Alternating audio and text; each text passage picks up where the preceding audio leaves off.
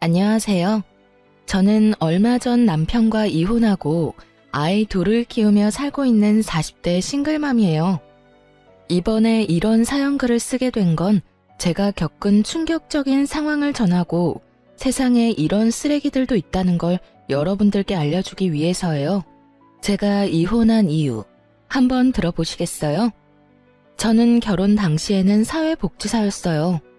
어릴 때부터 특정 직업에 애착을 가지는 타입은 아니어서 깊게 공부하는 스타일은 아니었어요.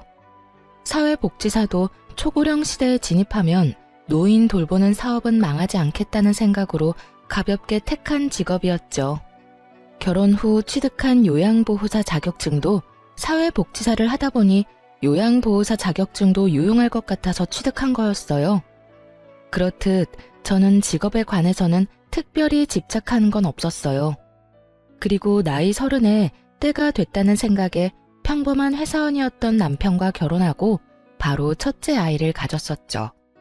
결혼할 때도 시댁에는 아무 문제도 없었어요. 시모는 자기 이름을 걸고 가게를 운영하는 멋진 중년을 보내는 분이셨고, 시부는 쾌활하고 언변이 좋은 성격 좋아 보이는 분이셨거든요. 남편도 그런 시부를 닮아 말도 잘하고 사람을 재미있게 해주는 사람이었어요. 그래서 결혼을 선택한 것도 있었죠. 그런데 그런 시부와 남편 사이가 처음에는 많이 나빴어요. 너 그 회사 때려치우고 그냥 엄마 밑에서 가게나 하라니까. 꼴랑 그만큼 벌어서 저 자식 밥은 어떻게 먹여 살릴래? 요즘 세상에 남자 혼자 벌어서 살 수 있을 리가 없잖아요. 와이프도 같이 돈 버는데 아버지가 왜 난리예요? 그리고 불확실하고 불안정한 수입보다는 적어도 확실한 수입이 낫죠. 볼 때마다 남편 직장 때문에 엄청 싸우곤 했거든요. 그런데 그게 점차 달라지게 됐어요. 결혼하고 한 6, 7년쯤 한창 싸우고 지지고 볶던 시부의 남편이 둘도 없는 친한 친구처럼 죽이 아주 척척 잘 맞더군요. 게다가 시부 말이라면 꿈뻑 죽는 남편을 보면 이제야 철이 좀 들었나 싶은 마음 반, 그래도 이건 좀 너무 과한 거 아닌가 하는 마음 반이었어요. 시부의 부탁을 뭐든 들어주려는 것이 나쁜 건 아닌데 그게 남편의 일이 아니라 저의 일이 되어버리는 건 기분이 퍽이나 나쁘더군요. 가게를 열심히 꾸려가던 시모가 너무 아팠던 적이 있었어요. 몸 상태가 너무 좋지 않아서 여러 병원을 찾다가 결국 큰 병원에서 해본 검사에서 혈액암이 발견됐죠. 시모는 입원하게 됐지만 급격히 쇠약해지는 바람에 간병을 할 사람이 필요하게 됐어요. 며느라가 네가 네 시어머니 좀 모셔라.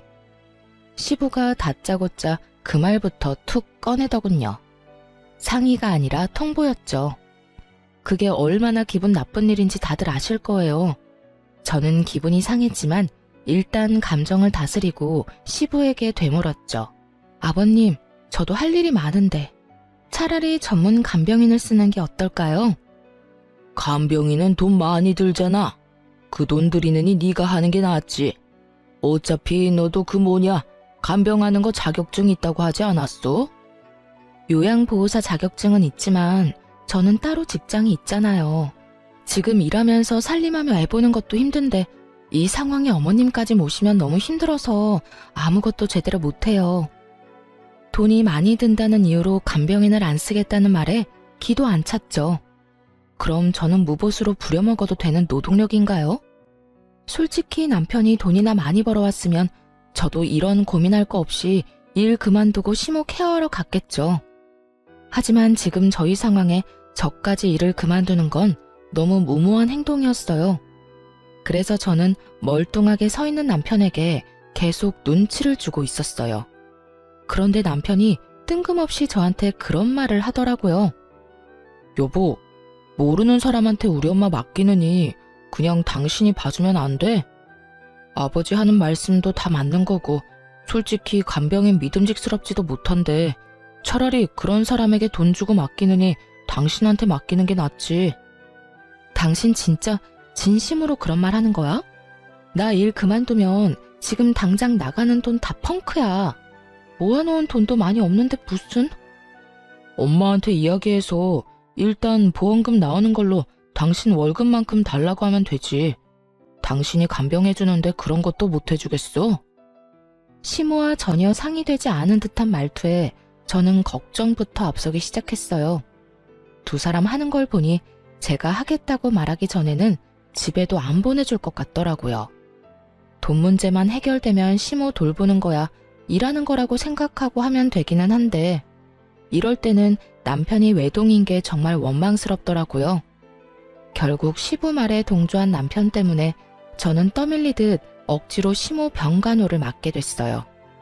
진짜 일하는 것처럼 오전부터 오후까지 일하고 저녁에는 집에 와서 애들 보고 살림하고 그렇게 하기로 결정했죠. 정말 싫은 일이 될 거라는 제 예상과는 다르게 생각보다 의미 있는 시간이 되었어요. 병간호하는 첫날 시모가 제게 그러더군요. 아가, 너 혹시 내 가게에서 일할 생각은 없니? 어머님 가게요? 제가 어머님만큼 요리를 잘하는 것도 아닌데 어떻게 거기서 일을 해요? 요리를 하는 게 아니라 운영을 하는 거지. 요리는 주방장한테 맡겨놓고 너는 가게를 굴리는 거야. 내가 이렇게 되고 나니 생각보다 내 가게에 애착이 많았다는 걸 느꼈어. 그걸 모르는 사람들에게 주느니 너한테 맡기고 싶은데 생각 있으면 배워보련? 정말 뜬금없는 제안이었지만 흥미는 생기더군요.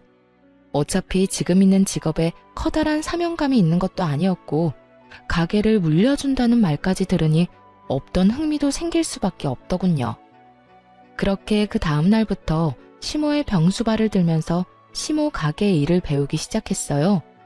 시모 병원 입원 몇 달 전부터 시부가 가게를 운영하고 있었는데 매번 적자라 시모가 신경을 많이 쓰고 있다고 하더라고요. 그렇게 가게 운영에서부터 레시피까지 상세하게 저한테 알려주셨어요. 그래서 병수발 드는 내내 그리 힘들거나 지루하지도 않았죠. 그렇게 시간이 지나고 시모의 이식 날짜가 잡혔어요. 조혈모 세포 이식이었는데 천운인지 이식센터에 시모와 맞는 공여자의 골수가 있었던 거죠. 그렇게 날짜가 잡히니 시모가 제게 그러더군요. 수술하는 도중에 내가 어떻게 될지 모르니까 가게 명의부터 너한테 옮기는 작업부터 하자.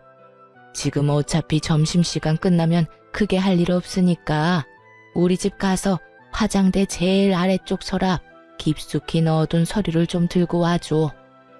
제가 어머님네 안방에는 안 들어가 봐서 잘 모르는데 그러면 제가 들어가서 화상통화 연결할게요. 어디쯤 있는지 어머님이 좀 알려주세요. 그렇게 이야기를 하고 저는 시댁으로 갔죠. 시댁 안으로 들어가니 생각보다는 정리가 되어 있었어요. 시부 혼자 있으니 어지러워져 있을 거라 생각했는데 예상외로 깔끔해서 시부 성격이 깔끔한가 보다 했죠. 그렇게 안방에 들어가서 화상통화를 연결했죠. 시모가 알려준 대로 화장대를 열고 서류를 꺼내려고 보니 여러 서류가 있더라고요. 영상통화로는 질이 좋지 않아 제대로 찍히지 않아서 제가 전화를 끊고 서류를 전부 화장대에 올려놓은 채 하나씩 찍어 시모에게 보냈어요. 그런데 시모가 다시 전화가 왔더라고요. 예, 잠깐만 그 화장대 위에 있는 화장품 사진 좀 찍어서 보내줄래? 네, 잠시만요. 저는 화장대에 있는 색조 화장품과 기초 화장품을 모두 찍어 시모에게 전송했어요. 시모가 그걸 본 것인지 저한테 그러더군요. 그거 내가 쓰는 립스틱이 아닌데 혹시 네 거니? 순간 가슴이 철렁 내려앉았어요. 시모가 모르는 립스틱이 화장대에 있다는 사실이 무엇을 말하는 건지 바로 감이 왔거든요. 제 거 아니에요. 어머님 거 정말 아니에요? 물어보기도 죄송스러웠어요. 아픈 와중에 시부의 외도와 관련된 물건을 목격하게 될 줄은 꿈에도 상상 못 하셨을 테니까요. 시모가 잠시 아무 말 없더니 저한테 한 가지 부탁을 하더군요. 얘야, 내가 이런 부탁까지 해서 정말 미안하구나. 혹시 너희 시아버지 외도 증거 좀 가져올 수 있겠어? 립스틱이라도 가져오면. 어머님, 외도 증거가 필요하시면 제가 안방에 녹음기 설치할게요.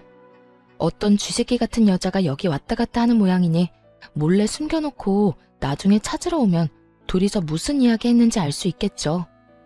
제 말에 시모가 그렇게 해달라고 말하고는 전화를 끊었어요. 저는 그 길로 소형 녹음기를 샀어요. 연필형으로 된 걸로 용량도 짱짱하고 오랫동안 녹음이 가능한 걸로 가져와 시부가 일하러 간 틈에 안방 침대 머리 쪽 살짝 아래에 절대 보이지 않도록 조심히 붙여놨어요. 그리고 녹음을 눌러놓고 병원으로 돌아왔죠. 병원으로 오니 시모 표정이 좋지 않았어요. 화가 안 나면 이상한 거죠.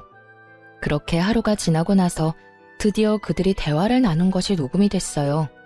그 녹음 내용을 듣고 저는 차마 시모에게 들려주기가 너무 힘들었어요. 두 사람의 대화 내용은 정말 충격적이었거든요. 자기, 오늘 병원 안 가봐도 돼? 와이프 수술 날짜 잡혔다며. 근데 안 가봐도 돼. 수술 날짜 전날 가면 되지. 내가 가게 일 때문에 바쁘다고 하면 지가 뭐라고 할 거야? 그리고 그것 때문에 며느리 거기다 붙여놨잖아. 그러니까 괜찮아. 당신이랑 같이 있는 시간이 더 소중하지. 정말 내가 더 소중한 거 맞아? 그런데 왜 그 여자랑 이혼을 안 해? 얼른 이혼하고 한몫 떼어준다며. 내가 가만히 생각해보니까 이혼하는 것보다는 와이프 죽는 거 기다리는 게 더 낫겠더라고. 그 여자 골골대는 거 보니 심상치 않아. 진짜 곧 죽는데도 믿을 수 있을 만큼 몸이 약해졌다니까. 그 여자 죽으면 그 유산이 다 어디로 가겠어? 바로 나랑 내 아들한테 오는 거지. 그걸로 떵떵거리며 살고 너도 내 여자로 남들한테 소개도 할 수 있고 일석이조잖아. 이걸 시모에게 들려줘도 되나 싶은 생각이 들었죠. 그렇지만 숨긴다 한들 이미 시모가 없는 집에 다른 여자의 립스틱이 놓인 걸 봐버렸으니 혹여나 그걸로 스트레스 받느니 받아들이고 정리할 시간을 주는 게 낫다고 생각했어요. 제가 그 녹음기를 시모에게 들려주자 시모 얼굴이 급속도로 일그러지더군요. 화가 안 나면 이상한 거죠. 이 정신 나간 것들이 아픈 환자를 두고 고사를 지내? 죽으라고? 어림도 없지. 내가 혼자 죽을 것 같아? 두 연놈들 바지가랑이라도 붙잡아서 똑같이 죽고 싶도록 만들어줄 거야. 시모가 그렇게 말하고 처음으로 한 일은 뜬금없는 가게 명의 이전이었어요. 시모 명의의 가게는 이제 제 것이 된 거죠. 가게는 2층짜리 건물의 1층에 있었는데 2층에는 시부모가 살고 있었어요. 그 건물은 시모 소유의 건물이었고요. 시모는 무남동녀 외동딸이었는데 외조부님이 열심히 평생 모은 재산을 외동딸에게 다 물려주고 떠나셨다고 해요. 그걸 시모가 두 손에 꽉 쥐고 있었고요. 그리고 그 사실을 알고 있는 시부는 이참에 시모가 죽기를 노리고 있던 거고요. 시모가 제게 가게 명의를 이전해준 날 저녁에 저는 집에 와서 애들을 보고 있었어요. 그런데 저녁 늦게 시부가 저희 집을 찾아왔더군요. 야, 네가 녹음기 설치했지? 우리 집에 들어갈 사람이 너 말고 없잖아. 저는 침착하게 시부 말에 대응했어요. 녹음기 설치는 어머님이 하라고 해서 한 거예요. 제가 설마 어머님 말씀을 거부하리라고 생각하시는 건 아니죠? 아니, 그런 일이 있으면 나한테 연락부터 해야 하는 거 아니야? 인간적으로 어떻게 말도 없이 녹음을 할 수가 있냐고. 그리고 그걸 왜 와이프한테 갖다 준 거야? 이거 다 사생활 침해인 거 몰라? 집주인의 허락받고 들어간 건 사생활 침해 아니고요. 어머님이 화장대에 놓인 상간녀 립스틱 보고 외도 정황 발견하신 거고요. 그걸 저한테 증거 찾아오라고 하셨거든요. 전 어머님 부탁 들어준 죄밖에 없는걸요. 그리고 애초에 어머님한테 들킨다는 생각은 전혀 해본 적 없으세요? 아버님이 저한테 와서 이렇게 화내실 건 아니죠.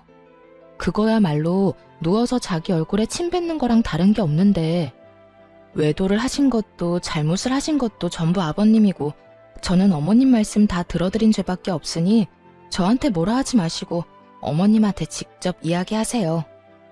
또 가게 하나 받았다고 지금 기세등등한가 본데 그게 언제까지 갈 줄 알고 나한테 뻣뻣하게 굴어? 내가 시어머니 잘 돌보랬지 언제 스파이짓 하라고 했냐? 어? 가만 보니 스파이짓 해주고 가게 받았구만. 맞지? 어머님이 그 립스틱 발견하기 전에 시댁에 가서 가져오라는 게 등기부등본이었거든요. 그것 때문에 집에 들어갔다가 립스틱 발견한 거고요. 그리고 애초에 어머님 수발 들도록 시킨 것도 아버님이시잖아요.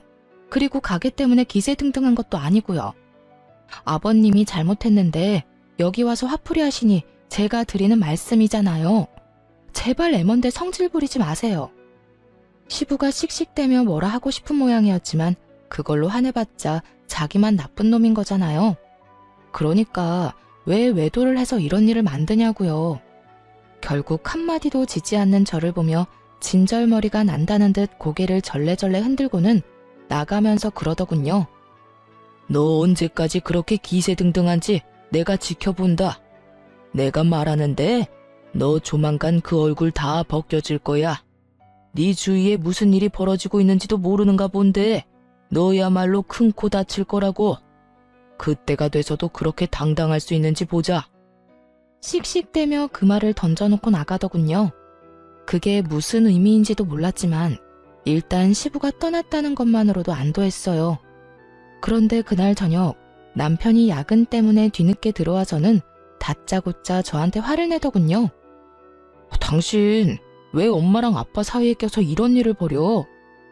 지금 당신이 나한테 화를 낼 상황이야?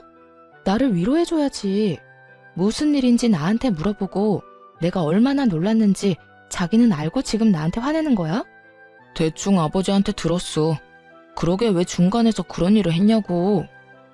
난 어머님이 시키는 대로 했을 뿐이야. 어머님이 이미 외도 정황 발견했고 그걸 확인하고 싶어 하는데 그러면 어떡해? 당신 같으면 어머님 앞에서 그냥 덮어놓고 사시죠 하고 말할 수 있겠어? 남이면 그럴 수 있지. 그런데 며느리 자식이 그런 말하면 어머님 심정이 어떻겠냐고. 몸 성한 사람도 분노를 주체하지 못할 일을 아픈 분이 겪고 있잖아. 그럼 내가 시키는 대로라도 해야 할 거 아니야. 그러면 최소한 아버지한테 물어는 봤어야지. 두 분 사이 틀어놓는 게 네 일은 아니잖아. 관계는 이미 아버님이 바람 피울 때부터 틀어진 거 아니야? 당신 근데 묘하게 아버님 편만 드네? 아무리 아버님이랑 친해도 이건 좀 아닌 거 아니야? 당신 어머님이야. 내 어머니가 아닌데도 나는 이렇게 화가 나는데 어떻게 당신은 그렇게 냉정해? 그럼 그 상황에서 내가 어머님을 속였어야 했어? 진짜 그게 맞는 일이냐고. 아니, 내 말은 그냥 끼어들지 말았어야 했다는 거지. 그런 일 있으면 나한테 이야기를 하던가. 그때는 그런 생각이 안 들었는데 지금은 당신한테 말 안 한 게 다행이라는 생각이 드네. 당신한테 말했으면 아버님한테 다 이야기했을 거 아니야. 그러면 아버님 외도 증거 사라지고 어머님만 억울했겠지. 너는 그 녹음기에 무슨 내용이 들어있는지 듣기는 했어? 얼마나 더럽고 천박한 이야기들이 들어있었는데. 들었어, 다 들었어. 근데 그게 뭐? 그렇게 된 것도 아니고 그냥 계획인 거잖아. 터무니없는 현실성 없는 계획. 그거 가지고 사람 몰아가는 건 아니지. 순간 남편의 그 말에 수상함을 느꼈어요. 왜 이렇게 시부 편을 드는 거지? 기분이 묘하게 이상했어요. 그리고 가게 명의 변경한 거 그것도 아버지한테 돌려줘. 당신이 가질 게 아니잖아. 그 가게 명의가 어머님이야. 어머님이 나한테 주신 거고. 병수발 들러간 첫날에 나한테 그 가게 주고 싶으니 가게 일 배우라고 하셨거든? 당신 진짜 점점 이상해. 왜 그렇게 아버님 편만 들어? 왜? 너도 남자라서 바람 피운 남자의 마음이 이해가 가? 제가 그렇게 추궁하자 남편이 눈에 띄게 당황하더니 갑자기 옷방으로 들어가 버리더군요. 그런 거 아니야. 그냥 아버지한테 말 전해 들으니 상황이 딱해 보여서 그렇지. 그런 거 아니라고. 너무너무 수상한 남편 모습에 결국 저는 흥신소에 남편 뒷조사를 의뢰했어요. 그리고 남편이 좀 더 자유롭게 무슨 일이든 저지르기 쉽게 만들어줬어요. 아이들을 친정에 맡기고 저는 시모 병원에서 당분간 지내겠다고 말했죠. 시부가 다시 찾아올까봐 무서우니 시모 곁에 있겠다고요. 그랬더니 남편은 별말 없더군요. 사람을 붙여놓고 난 뒤에 아침마다 남편의 행선지에 대해 물었어요. 평일은 거의 대부분 남편 행선지와 조사한 사람의 행선지가 같더군요. 다른 사람을 만나는 것 같지도 않고요. 그런데 주말에 시부와 낚시를 가겠다고 하더군요. 그래서 시부에게도 전화해서 물어봤어요. 이번 주 주말에 병원 오실 거냐고요. 둘이 싸운 게 있어서 상냥한 말투는 아니었지만 시부가 이번 주에는 남편과 낚시를 갈 거라고 하더라고요. 평소에도 둘이 이렇게 자주 낚시를 하러 갔기 때문에 처음에는 별 생각 없었어요. 하지만 그 다음날 조사 직원이 보내온 내용은 그들의 말과는 정반대였어요. 남편이 낚시를 간 것이 아니라 여자와 여행을 갔더라고요. 제가 없는 틈을 타 멀리 물 좋고 바람 좋은 곳으로 내연녀와 여행을 떠났더군요. 마누라는 자기 어머니 병수발 들도록 만들어두고 말이죠. 둘이서 팔짱 끼고 뺨에 뽀뽀하는 사진이 수십 장이나 찍혀있는 걸 보고 제 속도 부글부글 끓었어요. 알고 보니 시부도 그날 상간녀를 만난 모양이더라고요. 서로가 서로의 외도를 숨겨주고 있었던 거죠. 그렇게 서로의 마누라를 속이고 부자가 똑같이 상간녀와 놀아났다고 생각하니 머리 끝까지 화가 났어요. 저는 참지 못하고 시모에게 달려가 울었어요. 왜 그러니? 왜 이렇게 울어? 무슨 일이 있었어? 시모의 목소리를 들으니 눈물이 왈칵 더 나오더군요. 한참 흐느끼던 저를 토닥이던 시모에게 제가 하소연하듯 말했죠. 어머님, 어쩜 좋아요? 그 사람도 바람 피는 것 같아요. 제 말에 시모의 토닥거림이 멈췄어요. 제가 고개를 들어 시모를 보니 시모 표정이 울상이 되어 있더군요. 이게 대체 다 무슨 일이니? 넌 그걸 어떻게 알았어? 얼마 전에 아버님이 오셔서 저한테 화내신 적 있거든요. 그런데 남편이 아버님한테 무슨 이야기를 들었는지 아버님 편들면서 저한테 화를 내더라고요. 제가 거기에 끼이면 안 됐었다면서 저를 탓하더라고요. 그러면서 가게 명의도 아버님한테 돌려주라고. 주말에 아버님이랑 낚시를 간다고 했어요. 아버님도 남편이랑 낚시 간다고 했고요. 그런데 알고 보니까 두 사람이 만나지도 않았고 서로 각자 내연녀를 만나고 있더라고요. 두 사람이 어머님이랑 저를 둘 다 속이고 있었어요. 어머님한테는 죄송한 말이지만 정말로 이혼하고 싶어요. 그 사람이랑 같이 살맛대고 살고 싶지가 않아요. 시모가 다 이해한다는 듯 제 어깨를 두드려주더군요. 나와 너를 여기에 처박아 두고 자기들끼리 아주 신이 났구나. 부전자전이라더니 그런 못된 것만 배워 처먹어서 마누라 힘들게 하는 자식놈이나 자식놈한테 가르쳐줄 게 계집질밖에 없던 멍청한 남편놈이나 내 인생의 실패작이나 다름없어. 어머님은 어떡하실 거예요? 나도 그놈과 이혼할 거야. 감히 내 재산을 두고 상간녀랑 그런 대화를 한 놈을 내가 용서할 리가 없잖니. 다만 지금이 아닌 거지. 그렇게 시모와 이야기를 나누고 병원에서 나오는데 병원 입구 쪽에서 시부가 기다리고 있더군요. 이야기 좀 하자. 저는 드릴 말씀이 없는데요. 내가 할 말이 있어. 너, 네 남편 바람 피는 건 알고 있어? 그거 알고도 지금 이렇게 유유자적한 거야? 우리 아들, 너 안중에도 없어. 그 여자랑 벌써 몇 년째 만나고 있는 것도 내가 잘 알지. 그걸 알고 있으면서 숨겨줬다는 건가요? 저도 이미 다 아는 사실이에요. 아버님이 말 안 해줘도 제가 다 조사했거든요. 서로 주고받은 게 많던데요. 그래, 나도 너 싫어. 그러니까 이혼이나 할 준비해. 그리고 네가 가져간 가게는 우리가 다시 가져올 거야. 알아들어? 우리가 누군지는 모르겠지만 전 주인은 어머님이시고요. 유책 배우자이자 내연녀가 있는 남편에게는 아주 불리한 싸움이 될 거예요. 제가 원하던 거였는데 남편도 원한다니 다행이네요. 말 한마디 안 지지? 너 앞으로도 그럴 수 있나 두고 보자. 그리고 앞으로 여기 오지 마. 네가 와이프한테 쓸데없는 바람 불어넣는 거 안다. 그 사람 성격에 나랑 이혼하는 거 죽어도 못해. 근데 네가 옆에서 살랑살랑 꼬드기면 그 여자 마음이 약해서 넘어갈 수도 있지 않겠어? 그러니까 앞으로 여기 얼씬도 하지 마. 마음대로 생각하시고 마음대로 행동하세요. 저도 마음대로 할 거니까요. 아버님은 보호자이기도 한데 방관자이기도 했잖아요. 그리고 아직까지 저는 이혼을 안 했으니 가족은 맞고요. 어머님이 원하시면 계속 올 수밖에 없어요. 넌 뭐가 그렇게 떳떳해?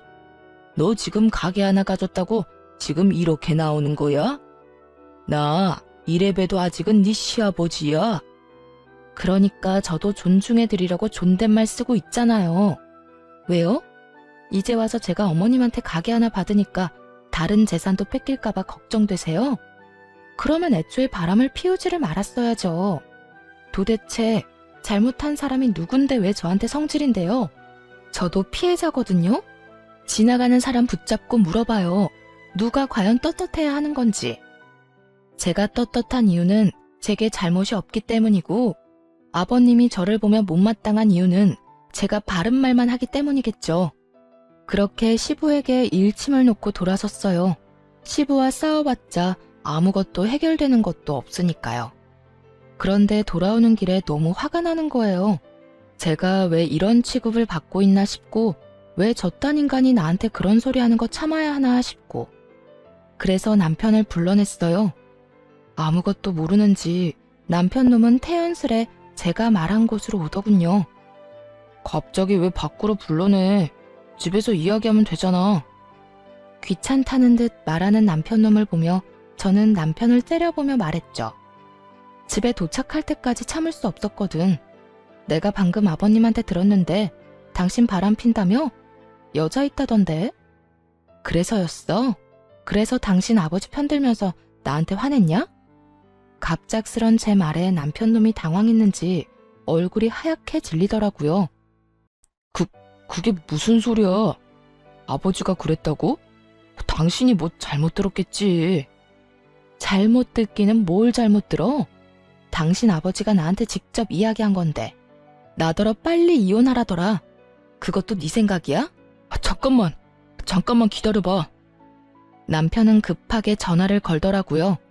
시부에게 전화를 하는 거였어요. 아버지, 저 지금 와이프한테 이야기 들었는데 그 이야기 뭐예요? 왜 그런 이야기를 와이프한테 하셨어요? 내가 못할 말했어? 어차피 이혼할 거잖아. 너 그 여자 좋다며. 그럼 깨끗하게 이혼하면 되지. 지금 그 말이 아니잖아요. 그거 말 안 하기로 해서 저도 아버지 변호해드린 건데 이렇게 제 뒤통수를 치는 거예요? 뒤통수? 네 마누라가 내 뒤통수 친 건 생각 안 해? 근데 어떡하냐? 내가 말하기도 전에 미리 알았다는데. 그럼 내 탓은 아니지. 네가 치밀하지 못했던 거지. 시부 말에 남편이 화나서 쏘아붙이는데 저는 그런 남편 전화를 뺏어서 끊어버렸어요. 이게 무슨 짓이야? 당신 왜 엄한 데다 전화해서 화내고 있어? 지금 당신은 당신 아버지한테 화낼 게 아니라 나한테 변명이라도 해야지. 나 다 아는 거 맞아. 너랑 너희 아버지 그렇게 친한 척 들러붙은 거 일부러 나랑 어머님한테 알리바이 만들려고 그런 거잖아. 내 연녀 편하게 만나려고. 제 말에 남편 얼굴이 새파랗게 질려서 제게 변명을 하더군요. 여보, 이거 다 아버지 때문이야. 아버지가 엄마 재산 자기한테 안 올 것 같으니까 나까지 끌고 가려는 거라고. 나 진짜 그 여자 몇 번 안 만났어. 거짓말하네. 내가 모를 줄 알아? 어머님 돌아가시고 그 재산 당신이랑 당신 아버지가 다 가지려고 했다며. 둘이서 그렇게 가지고 나면 나하고 이혼 먼저 하지 않았겠어? 내 연녀가 있는데. 귀찮게 돌봐야 할 시모도 없으니 시모 돌봐줄 여자도 필요 없을 거고. 안 그래? 그런 거 아니야. 당신이 오해하는 거야. 오해 같은 소리하고 자빠졌네. 바람은 네가 폈는데 왜 당신 아버지를 걸고 넘어지냐고. 넌 네가 바람 핀 거에 대해서는 할 말 없어? 그래, 바람을 그냥 폈을 리가 없지. 이혼 생각하고서 피는 게 바람이겠지. 좋아, 당신 원하는 대로 이혼하자. 나도 더 이상 더러워서 못 해먹겠어. 정말 말 그대로 네가 더러우니까. 야, 무슨 말을 그렇게 해? 그리고 난 너랑 이혼할 생각 없어. 우리가 왜 헤어져? 당신이 우리 엄마 가게 가져갔잖아. 엄마 재산 받아놓고 지금 먹튀하려는 거야? 그거 알아? 네가 조강지쳐 두고 바람피운 천하의 나쁜 놈이라는 걸 당신 어머니도 아셔. 내가 다 말했거든. 어머님이 바로 얼마 전에 나랑 비슷한 일을 당해서 그런지 모르겠지만 내가 하려는 일 다 이해해 주신다네? 그러면 내가 꺼리낄 게 뭐가 있어. 그리고 어머님이랑 나 가족관계 종료하고 고용관계 하기로 했어. 어머님이 고용하는 요양보호사로. 어머님이 월급 줄 테니 이혼하면 해달라고 하시더라. 그게 무슨 소리야? 나랑 이혼하면 너는 우리 집 일에 끼면 안 되지. 그럼 네가 어머님 설득해봐. 근데 어쩌냐? 어머님 화 많이 나셨던데. 부전자전이라는 말 쓰시면서 화가 나서 악에 받쳐서 이야기하시던데 너 그거 감당은 할 수 있겠어? 그제서야 남편 얼굴에 당황한 표정이 떠올랐어요. 생각보다 저와 시모 관계가 견고해서 놀란 것 같더라고요. 그렇지만 그게 다 자기가 뿌린 씨앗인 걸 왜 모르는 걸까요? 내가 아들인데 내가 아들이니까 내 말을 더 들어주시겠지. 마음대로 생각해. 근데 난 말이야. 내가 그렇게 죽을 병 걸려서 아픈데 병원에 한번 찾아와 보지도 않고 며느리만 덜렁 보내놓고 지는 다른 여자 만나느라 바빴다면, 그것도 나를 배신한 남편과 한통속이었다면 그것만으로 용서 못할 것 같은데? 아무리 자식이라도 말이야. 이건 거의 엄마 등에 칼 꽂는 수준 아니야? 아버지 불륜 말려도 모자랄 시간에 그런 아버지랑 똑같이 불륜 저지른 자식이 곱게 보일 리가 있겠나 모르겠네. 그제야 자기 처지를 생각해낸 남편놈 눈알이 불안하게 떨리더군요. 그리고 그 다음 날부터 웃기지도 않는 연극 한 편이 시모의 병실에서 펼쳐졌죠. 남편이 시모를 찾아와 용서를 구하며 병간호를 하며 착한 아들 노릇을 하더군요. 근데 그거 아시나요? 간병도 해본 사람이 잘해요. 모르면 매번 환자에게 물어봐야 하고 의료진에게 계속 물어봐야 하거든요. 그런데 아무것도 모르는 놈이 간병하겠다고 설치니 환자인 시모가 더 속 시끄러울 수밖에 없었죠. 게다가 아들을 향한 그 냉정한 표정은 저도 상상 못할 만큼 차가웠거든요. 여태 안 찾아오다가 무슨 바람이 불어서 여기까지 와서 안 하던 짓을 해? 난 너한테 간병받기 싫다. 어머니, 지금까지 찾아와 보지 못해 죄송해요. 그래도 제가 안 오고 싶어서 안 온 게 아니라 일이 좀 바빴거든요. 그래서 계속 못 온 거예요. 그래? 난 또 네가 네 아버지랑 쌍으로 바람이 나서 상간녀들 만나느라 안 오는 줄 알았지. 시모 말 한마디 한마디에 비수가 섞여 있으니 남편놈도 말을 조심스럽게 하더라고요. 어머니, 그런 거 아니에요. 그 여자는 진짜 별거 아닌 사이고 진짜 잠깐의 일탈이었어요. 아버지랑 저는 달라요, 어머니. 다르기는 뭐가 달라? 네가 네 아버지 바람피는 걸 묵인하고 허용한 것도 모자라서 똑같은 짓을 저지르고 있었으면서. 네가 양심이 있으면 여기 와서 그딴 말은 하지 말았어야지. 나보다 네 마누라한테 먼저 용서를 구했어야지. 네가 왜 나한테 잘해줘? 이제 와서 왜? 너도 나한테 바라는 거 있어? 그런 거 없어요. 어머니, 제발 제 진심을 오해하지 마세요. 오해는 무슨 얼어 죽을 오해? 그게 진심이라고? 그딴 게 진심이면 세상의 진심은 다 죽었겠구나. 내가 네 아버지 때문에 얼마나 힘든지 알면서도 끝까지 나한테 먼저 이야기 안 했어. 그게 괘씸한 거야, 이 망할 놈아. 결국은 시모가 화를 내며 남편놈을 쫓아내버렸어요. 그러자 그 뒤로 시부와 남편놈이 번갈아가며 시모 병실을 찾아와 시모에게 용서를 빌었어요. 여보, 미안해. 내가 진짜 그때는 귀신에 씌었나 봐. 제정신이 아니었다고. 그 여자 정리할 테니까 그러니까 이혼만은 제발, 응? 그리고 이 나이에 무슨 이혼이야. 그냥 살아. 내가 평생 당신한테 속죄하면서 살게. 어머니, 저는 진짜 아버지 꿰매 빠진 것뿐이라고요. 어머니를 괴롭히렸던 것도 아니었고 그냥 그런 상황이 돼서 어쩔 수 없이 그런 건데 아버지만큼 제가 잘못한 건 아니잖아요. 그런 개소리들을 들으며 시모는 눈 하나 깜짝 안 하더군요. 저도 간병하면서 병실 안에 있었으니 다 들렸거든요. 그리고 저는 시모 덕분에 이혼 절차를 밟을 수 있었어요. 저희 신혼집은 시모 명의였고 남편과 제 사이에 모아둔 돈도 많이 없었으니 재산 분할할 것도 그리 많지 않았죠. 하지만 남편 놈은 유책 배우자가 돼서 저에게 엄청난 위자료를 줘야 했어요.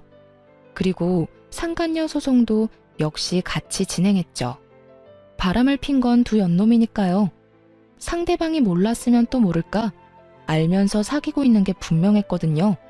그 상간녀가 남편 직장 동료였으니까요.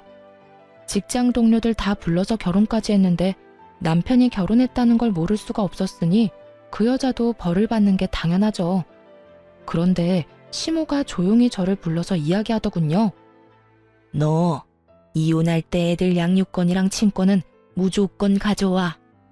물론 가져올 생각이었고 가져왔지만 시모가 무슨 생각으로 가져가라는 말을 한지는 몰랐어요.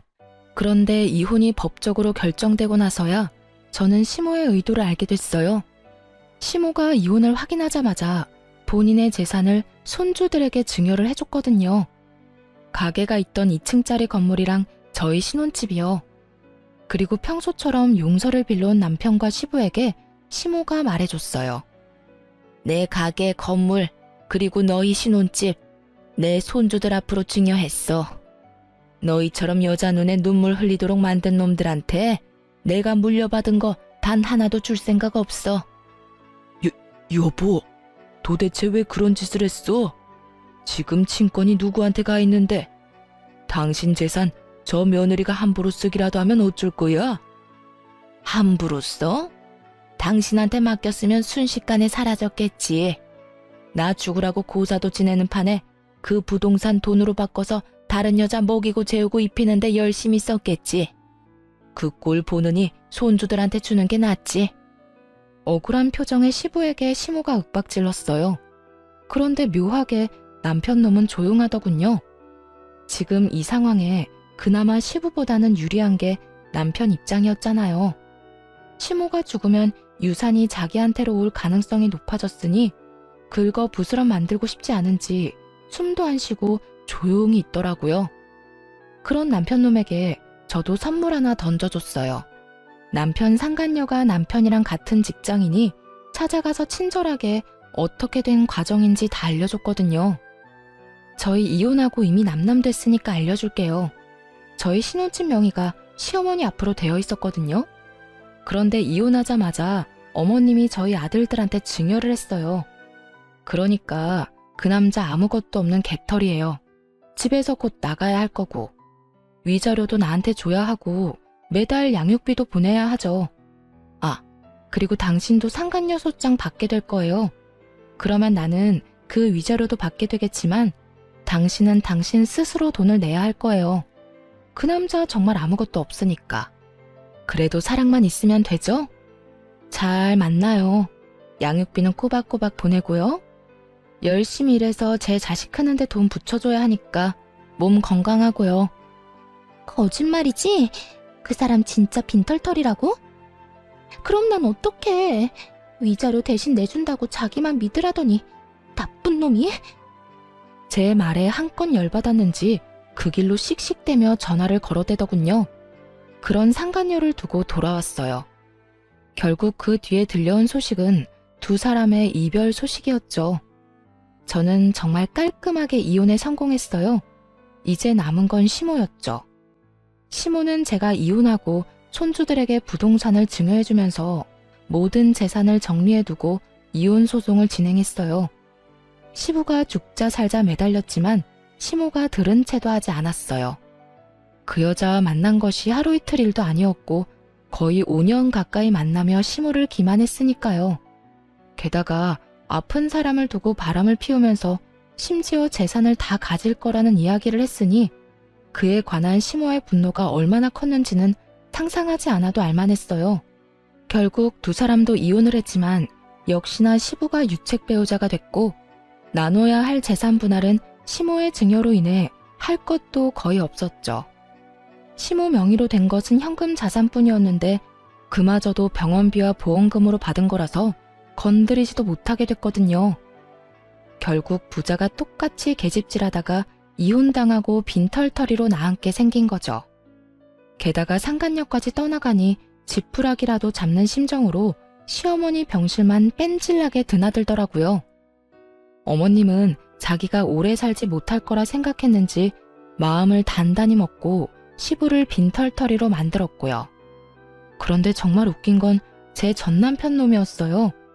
그 자식이 시부가 나가 떨어진 걸 보고 시모에게 찾아와 뭐라고 했는 줄 아세요? 어머니, 이제 하나뿐인 자식인 제가 어머니 잘 모실게요. 이러는 거예요. 그러면서 세상 효자인 척 다 하더군요. 시모가 그런 아들 바라보며 물었죠. 아, 그래? 그럼 잘 모셔라. 내가 해달라는 대로 다 하고 그 정도는 할 수 있지? 네, 당연하죠. 어머니, 저만 믿으세요. 그 꿍꿍이 속을 왜 모를까요? 필시 속으로는 시부가 이혼했으니 만약 이 상태로 시모가 죽으면 자기한테 시모 유산이 다 상속될 거라고 정신 나간 상상하고 있었을 거예요. 그렇지만 그 뒤에 들려온 시모 말에 전 남편 표정이 울상이 됐죠. 그래, 그러니까 내가 미리 알려줄게. 나는 내 재산 다 쓰고 갈 거야. 그리고 다 못 쓴 거 있지? 그건 사회에 기증할 거라고 유언장까지 적어놨어.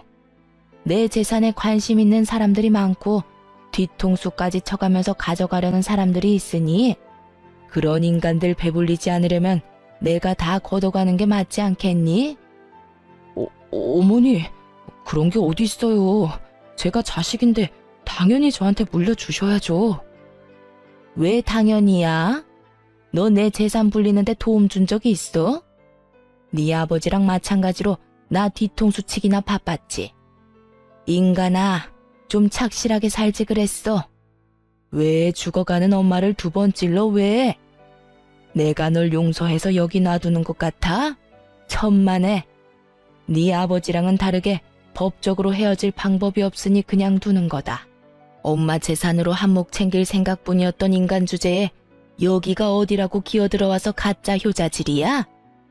네 놈이 네 아버지랑 똑같이 계집질하는 동안 여기 네 전처가 나 다 케어해줬어.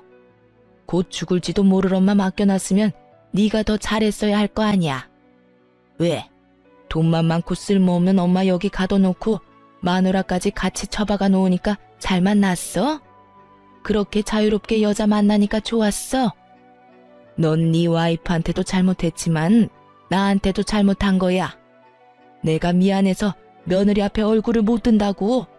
결국 시모에게 호통을 듣고 혼이 나가버린 전 남편은 병간호를 마치고 돌아가는 절 붙잡고 감히 애들 이야기를 꺼내더군요. 애들 잠깐 보게 해줘. 잠깐이면 돼. 이제 이혼하면 자주 못 만날 텐데 지금이라도, 어? 애들한테 무슨 헛소리 하려고. 나한테 해. 애들 앞에서 할 말 나한테 못할 게 뭐가 있는데? 그런 거 아니니까 잠시만 보게 해줘. 나도 아빠인데 애들 볼 수 있잖아. 갑자기 애들 보고 싶다고 하는 남편을 보며 뭔가 묘하게 이상한 기분이 들었는데 뭐 어쩔 수 없었죠. 애들 아빠니까요. 그렇게 애들을 만나게 해줬는데 애들이랑 셋이서 이야기를 얼마간 하더니 곧 풀이 죽은 얼굴로 밖으로 나오더군요. 전 남편 돌아가고 애들한테 물었어요. 그랬더니 첫째가 말해줬어요. 아빠가 우리한테 예전처럼 엄마 아빠 다 같이 살고 싶지 않냐고 묻던데 우리가 엄마한테 말하면 같이 살 수 있다고. 속으로 열불이 났어요. 이게 하다하다 안 되니 시모에게 재산 증여받은 아들들에게 나를 회유하라고 요구한 거였어요. 하긴 자기 딴에는 답답했겠죠. 이제 곧 신혼집에서도 떠나야 하니까. 전 남편 완전 개털이었거든요. 그래? 그래서 넌 뭐라고 했는데? 아빠는 엄마 안 좋아하는데 어떻게 같이 사냐고 물었어. 그랬더니 아빠가 엄마 좋아한다고 하길래 그러면 왜 엄마 놔두고 다른 아줌마랑 여행 갔냐고 물었지. 아들 이야기 듣는데 가슴이 미어지더라고요. 어른들의 이기심과 부정함을 이렇게 빨리 알게 된 것에 너무 미안한 마음뿐이었어요. 그랬더니 아빠가 다 실수라고 하면서 우리들 사랑한다고 이야기하더라고. 근데 아빠 우리 사랑한 적 없잖아. 같이 놀아준 적도 없고. 그런데 사랑한다는 말을 어떻게 믿냐고. 그건 그냥 그 아줌마한테 하고 싶은 말 아니냐고 했어. 그런데 아빠가 계속 아니라고 하길래 그냥 바람피는 사람 내 아빠 하면 부끄러울 것 같고 싫을 것 같다고 이야기했어. 전 남편 놈이 상처 입은 꼴로 돌아간 이유가 있긴 하더군요. 애가 이렇게까지 말하는데 아이와의 관계를 회복하는 건 어려운 일일 테니까요. 그 이야기 들으니 속이 시원하기도 하면서 한편으로는 애한테 미안한 마음이 들었어요. 그래도 이미 이혼했고 애한테 내가 더 많은 사랑을 주면 된다는 마음으로 여전히 일하며 애들 키우고 있어요. 전 남편은 집이며 재산이며 여자며 다 잃었고 결국에 시모에게까지 버림받아 월세방 살며 겨우겨우 산다고 하더군요. 번 돈으로 상간녀하고 놀러다니며 펑펑 쓰느라 여태껏 모아놓은 돈도 없었으니 그야말로 자신이 뿌린 대로 거두고 있는 중인 거죠. 시모는 시부와 이혼 소송 중 이식 수술 받고 지금은 고향에 내려가셨어요. 고향에 있으면서 요양하겠다고 하셨죠. 가끔 애들 데리고 찾아뵈는데 갈수록 건강해지시는 거 보니 스트레스 덜 받아 그런 모양인 것 같더라고요. 아픈 부위가 있다고 그걸 참고 살면 언젠가는 온몸에 그 독이 퍼져 고생만 할 뿐이란 걸 이번에 제대로 알게 됐어요. 썩은 곳은 빨리 도려내야 한다는 걸요. 지금 당장 좀 많이 아플지라도 언젠가 그 상처에는 새살이 돋을 거니까요. 쓰다 보니 글이 길어졌네요. 오늘도 모두 즐거운 하루 되시길 바랍니다.